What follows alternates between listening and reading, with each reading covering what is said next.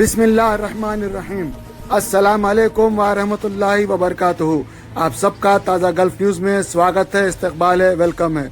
आप सबसे गुजारिश है हमारे चैनल को सब्सक्राइब करें, लाइक करें, शेयर करें और अच्छे अच्छे कमेंट दें।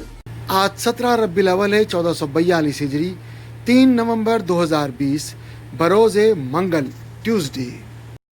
दोस्तों 3 नवंबर के दिन अमेरिका में इलेक्शन है और ये इलेक्शन जैसा कि आपको पता है रिपब्लिक और डेमोक्रेटिक पार्टी के दरमियान में है। ट्रम्प साहब का सीधा मुकाबला है और उम्मीद की जाती है कि दोनों अच्छा मुकाबला करेंगे। अब ये वहाँ की अवाम के ऊपर डिपेंड है कि वो किसको सेलेक्ट करते हैं। वैसे हम बराबर दुआ करेंगे अल्लाह जो हम आम लोगों के लिए खैर ख्वाह हो, जिसका दिल हम लोगों के लिए नरम हो, उसको तो वहाँ का जो है सदर बना दे, आमीन। दूसरी ख़ास बात ये बतानी है कि 2020 का जो इलेक्शन है वहाँ का जो प्रेसिडेंट का, ये जो है 59 इलेक्शन है, 59वां इलेक्शन है और ये इलेक्शन इस बार बहुत ख़ासियत है। अभी जो ट्रम्प साहब है ये सारे लोगों को, अरब को, यहूदी को, क्रिश्चियन को, इंडियन को, सबको लेके ये चल रहे हैं। उम्मीद ऐसी की जाती है कि शायद ये जीत जाए, क्योंकि इनकी पॉलिसी रही है कि टैक्स कम किए जाए और ज़्यादा से ज़्यादा फ़ायदे दिए जाए, ये इनकी पॉलिसी है। और दूसरी तरफ डेमोक्रेटिक में ये है कि भाई ज़्यादा से ज़्यादा टैक्स लगाया जाए और लोगों को जो भत्ते गित्ते हैं वो कम किए जाए, क्योंकि ये टैक्स वगैरह जो मिलेंगे इससे उनको फ़ायदा होगा। और रिपब्लिक पार्टी में जितने पैसे वाले लोग हैं वो ज़ाहिर बात है पैसे वालों के ऊपर ही टैक्स लगता है, तो लोग कम करते हैं टैक्स। तो डेमोक्रेटिक में जो है ये ज़रा ख्याल करते हैं आम लोगों का भी और एक कालों को भी लेके चलते हैं। और ये जो है क्रिश्चियन को, मुस्लिम्स को, यहूदी को और इंडियन को, सभी लोगों को, पाकिस्तानियों को, यमनियों को, सब लोगों को, सऊदियों को, गल्फ़ में तमाम लोगों को ये डेमोक्रेटिक वाले लेके चलते हैं। और ये जहाँ कहीं भी किसी के भी बारे में प्रॉब्लम होता है ह्यूमन राइट्स का, तो वहाँ पे ये लोग पहुँच जाते हैं। तो उम्मीद ये की जा सकती है कि शायद ये भी जीत जाए। मगर मसला ये है कि डेमोक्रेटिक पार्टी के जो उम्मीदवार है, सदारती उम्मीदवार जिनका नाम बिडेन है, ये भी उम्मीद रख रहे हैं कि जीत जाएंगे, क्योंकि इनका बेटा जो है चाइना में 1.5 तकरीबन बिलियन डॉलर ये इन्वेस्ट किया है और बड़े पैमाने पे उसको फ़ायदा हुआ है। तो ये जो है चाइना से दोस्ती रखना चाहते हैं और ट्रम्प साहब चाइना से दोस्ती नहीं रखना चाहते हैं। और उन्होंने खुल्लम खुल्ला बोला। ट्रम्प साहब की खुसूसियत ये है कि ये खुले अपने कमेंट्स देते हैं और ये डरते नहीं हैं। और बिडेन जो है उनका बेटा, क्योंकि चाइना में काफ़ी इन्वेस्ट किया हुआ है, उनको उससे बहुत फ़ायदे हैं और ये हर जगह जो है ये लोग जाते हैं और लोगों की जो है जो प्रॉब्लम्स होती है वहाँ पे जाने की कोशिश करते हैं। बहरहाल ये देखना है, मुकाबला दोनों का सख्त है, कौन जीतता है कौन हारता है ये कल के मुकाबले में पता चलेगा और जैसे इन्फॉर्मेशन आएगी हम आपको बताएंगे। लेकिन आपका क्या है इरादा, आप किसको वोट देना चाहते हैं और आप किसको जिताना चाहते हैं, ये ज़रूर हमारे कमेंट बॉक्स में बताइएगा। दोस्तों हमारे यूट्यूब के एक मेंबर है शेख साजिद भाई, वो हमारा प्रोग्राम देखते हैं और माशाल्लाह बहुत अच्छे उससे देखते हैं और हमको अच्छी एडवाइस भी देते रहते हैं। मेरी बातचीत भी हुई है माशाल्लाह और हमारे चैनल से उन्होंने बताया कि उनको काफ़ी फ़ायदा हुआ है। तो अल्हम्दुलिल्लाह फ़ायदा हुआ, ये अल्लाह का लाख लाख शुक्र है। तो मैंने उनको बताया सर जब भी आप जाए इंडिया तो जितने भी आप स्टेप्स जो फॉलो करें हैं वो जाने के बाद आप प्लीज़ हमें वीडियो या ऑडियो की शक्ल में दीजिए। तो साजिद भाई जो है बम्बई पहुंच गए हैं और वहां पहुंचने के बाद साजिद भाई का मेरे को वीडियो मिला है, वो मैं आप लोगों से शेयर कर रहा हूं। और वो लोग जो इंडिया जाना चाहते हैं उन सब के लिए ये ज़बरदस्त उदाहरण है, ये ज़बरदस्त आपको एक रास्ता बताएगा ये वीडियो। और आपको फिर भी अगर कुछ भी समझ नहीं आया या कुछ भी क्वेश्चंस है वो आप हमको लिख सकते हैं, इंशाल्लाह हम आपका जवाब ज़रूर सेटिस्फाई होने तक देंगे। अब आप जो है इनका वीडियो देखिए। अस्सलाम वालेकुम मुस्तफ़ा भाई, मैं आ गया हूँ दमाम से अपने घर मुंबई वापस भिवंडी में। तो उसके मराइल ऐसे है कि वहाँ से पहले है एयर सुविधा में ना फॉर्म भरना है अपने को, सेल्फ रिपोर्टिंग का कंपलसरी फॉर्म है। तो फर्स्ट अपने को सेल्फ रिपोर्टिंग फॉर्म भरना है। फिर उसके बाद में अगर फिर अगर हम लोग सिर्फ अकेले बिना फैमिली के, छोटा बच्चा नहीं है अपने साथ में, तो हम लोग को कोरोना टेस्ट करवाना है। अगर अपने साथ हम फैमिली के साथ ट्रैवल कर रहे हैं, छोटा बच्चा है अपने साथ में 10 साल के अंदर, तो हम लोग अप्लाई फॉर एग्जामेशन कर सकते हैं और घर पर हम लोग क्वारंटाइन की रिक्वेस्ट कर सकते हैं। तो एयर सुविधा की जो वेबसाइट है उस पर एक ऑप्शन भी है अप्लाई फॉर एग्जामेशन।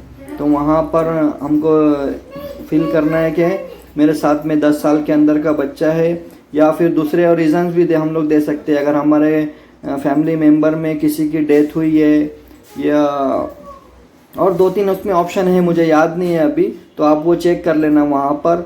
और फिर उसके बाद में वहाँ से हम लोग निकल गए। वहाँ पर वो ये सब दोनों चीज़ मांगते हैं एयरपोर्ट पर चेक इन के वक्त में, तभी वो बोर्डिंग पास देता है।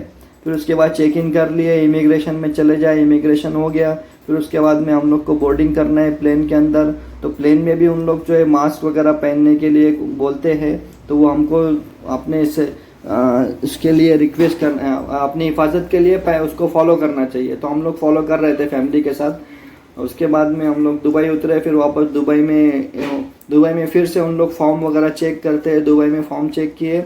उसके बाद में फिर वापस से दूसरा हम लोग दुबई से मुंबई की फ़्लाइट पकड़े।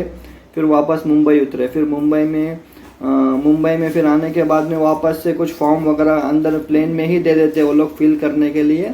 तो वो दोनों फॉर्म फिल करना है। 2-3 फॉर्म देते हैं। वो फॉर्म फिल करने के बाद वहाँ पर खड़े रहते हैं उन लोग, फॉर्म मांगते हैं, उनको सबमिट कर देने का वो फॉर्म। फिर वापस आके इमिग्रेशन के लिए कुछ नहीं मांगते उन लोग, उनको बस इमिग्रेशन के बाद में ये देना है, हमको पासपोर्ट अपना देना है। पासपोर्ट पे उन लोग अपना एग्जिट स्टैम्प लगा देंगे, वापस बाहर निकल जाओ अपना। फिर वहाँ से उन लोग बोर्डिंग पास पे फिर से वापस स्टैम्प लगा के देते। बोर्डिंग पास से स्टैम्प लगाने के बाद में अपना सामान के लगेज ले लेने का अपना। फिर उसके बाद में कुछ लोग बैठे हुए रहते हैं वहाँ पर, तो उनको जो है अपना नाम बोलने का, जो हम लोग एयर सुविधा में रिक्वेस्ट करते हैं ना, तो उन लोगों ने ऐसा जोन बना के रखे। जैसे किसी को महाराष्ट्र में कहीं जाना है तो ऐसे डिस्ट्रिक्ट वाइज कुछ जोन बने हुए, तो वहाँ पर जाके अपना नाम बोलने का, तो वो लोग कुछ फॉर्म देते हैं। तो वो फॉर्म देने के बाद में उन लोग कुछ एक एड्रेस भी बताएंगे, तो वो एड्रेस पे जाके हमको जाना है, वहाँ जाके रजिस्टर कर देना है कि हम लोग फला फला जगह से आ गए।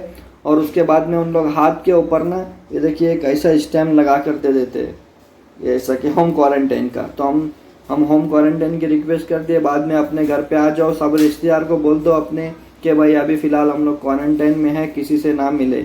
अपने गुजारिश कर देने का अपने दोस्तों से, रिश्तेदारों से कि अभी फ़िलहाल जो है हम लोग को मना किया है मिलने के लिए, तो ऐसा रिक्वेस्ट कर दिए। उसके बाद में हम लोग अभी घर पर ही, आज दूसरा दिन है हमारा, घर पे कोई आया नहीं हमारे से मिलने वगैरह, अभी हमने मना कर दिए थे। ठीक है भाई, तो आप ये इन्फॉर्मेशन दूसरों तक पहुंचा दीजिए। और कोई भी आपको और इन्फॉर्मेशन वगैरह चाहिए एयरपोर्ट के ताल्लुक से, या कहाँ से कैसे जाना है कुछ भी, तो आप मुझसे कांटेक्ट कर सकते हैं व्हाट्सएप पे। ठीक है भाई, जज़ाकल्लाह खैर, आपका बहुत बहुत शुक्रिया। अल्लाह हाफिज़। अस्सलाम वालेकुम वरहमतुल्लाहि वबरकातुहू। मेरे प्यारे भाइयों, दोस्तों, बहनों, एक केस आया था हमारे पास एक ऑटो ड्राइवर का। वो जो है जाते हुए रास्ते में पानी खड़ा था सड़क पर, और उसमें जो है उनको अंदाज़ा नहीं था, गड़ा था, गड़े में जो है टायर उतर गया और ऑटो पलट गया। वो एक्सीडेंट में जो है उनको कमर पे कुछ मार लग गया और मेजर इंजरी हो गई, जिससे जो है उनका उठना बैठना मुश्किल हो गया। तो कई दिन से वो जो है बेरोज़गार घर में ट्रीटमेंट में थे, और चूँकि ऑटो जो है ये गुत्ते पे लिए थे, तो उसका भी जो है ख़र्चा चढ़ गया। वो गुत्तेदार आके जो है रोज़ पैसों के वास्ते तंग करने लगा, गाली गलौज होने लगी, मारपीट तक नौबत आ गई थी। क्योंकि आप लोगों को पता है थोड़े से पैसों के लिए 10-15 हज़ार के लिए भी जो है ओल्ड सिटी में मर्डर हो जाता। तो ये केस जब हमारे पास आया तो हमने बोला कि ठीक है भाई, वो गुत्तेदार से बात करेंगे। तो मैंने उनसे बात की, उनका नाम दानिश है, उनकी भी कॉल रिकॉर्डिंग शेयर कर रहा हूँ। तो 20,000 जो है का हिसाब बनता था इनका, जो देना था। तब उनसे बात करने के बाद वो 15,000 पे राज़ी हुए। तो 15,000 का पेमेंट हमने किया ताकि इनकी जान छूटे। जो ड्राइवर है उनका नाम है अकबर, और जिसका ऑटो था उनका नाम है दानिश। तो अकबर की जान छूटे इसीलिए हमने जो है ग्रुप की तरफ से 15,000 का पेमेंट किया। उसके जो है रिसीविंग वगैरह विटनेस के साथ वो भी शेयर कर रहा हूँ मैं। और उसके बाद हमने जो पेमेंट करने के बाद ये अकबर साहब को जो है, जो कमर पे मार लगा था, डॉक्टर्स की एडवाइस थी कि इनको एमआरआई लेना ज़रूरी है ताकि मेन प्रॉब्लम क्या है पता चले और उसका जो है सही ट्रीटमेंट हो। तो इनको तो घर में खाने के लाले पड़े हुए थे क्योंकि कमा नहीं रहे थे, घर में प्रॉब्लम हो गई थी। तो इनको जो है राशन का किट भी दिया गया और इनकी जो है एमआरआई भी कराई गई, और इनकी वाइफ के हाथ में जो है कुछ पैसे भी दिए गए। और इन लोगों से वादा लिया गया कि जो हस्बैंड एंड वाइफ से, कि ये लोग दरगाह परस्ती छोड़ देंगे, अल्लाह के सिवाय किसी के सामने ये लोग झुकेंगे नहीं। तो दोनों ने वादा किया है, उसकी रिकॉर्डिंग भी मैं शेयर कर रहा हूँ। तो अल्लाह करे कि ये लोग दरगाह परस्ती से निकल आएँ और पंज वक्ता नमाजी हो जाएं और अल्लाह की वहदानियत को मान लें और इधर उधर भटके नहीं। हमने कोशिश की है, अब आगे अल्लाह की मर्ज़ी है। अल्लाह जो है इनको जो है सही सीधे रास्ते पे चलने की तौफीक दें और ये लोग जो है कोशिश करें तो इंशाल्लाह हो जाएगा।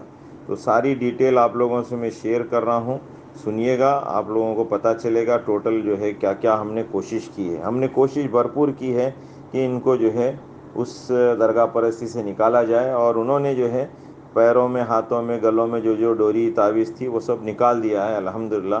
तो उम्मीद है कि ये लोग जो है पूरी तरह तौहीद परस्त हो जाएंगे। दुआ कीजिए कि अल्लाह जो है हमारी मुहिम को कामयाब करे। आप सबका शुक्रिया, जो आप लोगों का ताउन मुसलसिल है, जिसकी वजह से हम ये काम कर सक रहे हैं, दीन का भी काम कर रहे हैं और लोगों को जो है मदद भी पहुंचाई जा रही है। तो आप लोगों का बहुत बहुत शुक्रिया। मैं आप लोगों के हक़ में दुआ करता हूँ। आप लोग भी मेरे हक़ में और मेरी वालदा के लिए ख़ास तौर पे दुआ कीजिए कि वो सेहतमंद रहें, और मरहूम वालिद साहब के लिए दुआ कीजिए। शुक्रिया। अस्सलाम वालेकुम व रहमतुल्लाहि व बरकातहू।